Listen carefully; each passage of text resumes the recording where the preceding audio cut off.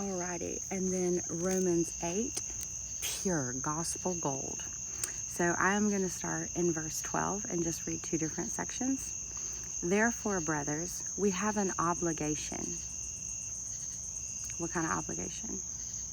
But it is not to the sinful nature to live according to it. For if you live according to the sinful nature, you will die. Now, a lot of churches, they want to say sin is this, that, and the other. My biggest sin, being a people pleaser, caring what people thought about me. That's actually extremely prideful and arrogant. But I was doing it from a place of, what? Fear.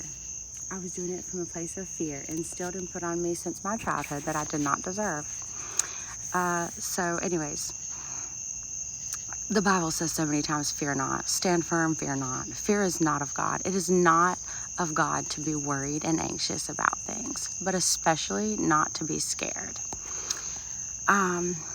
Anyways, for if you live according to the sinful nature, you will die.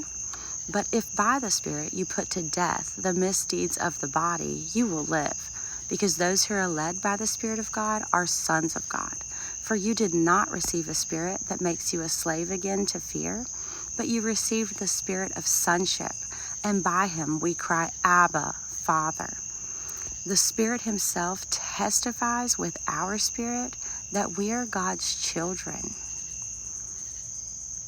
Now, if we are children, then we are heirs, heirs of God and co-heirs with Christ, if indeed we share in his sufferings, in order that we may also share in his glory. I don't know how much time I have left before the camera turns off, but let me get to the second part.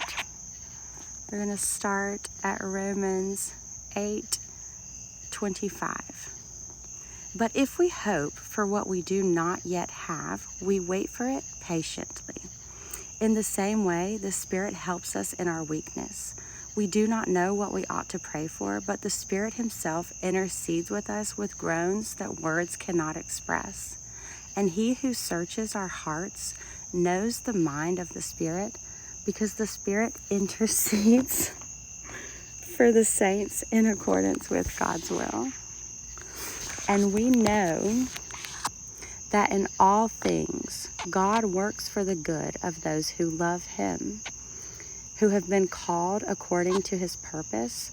For those God foreknew, he also predestined to be conformed to the likeness of his Son, that he might be the firstborn among many brothers. And those he predestined, he also called. And those he called, he also justified. And those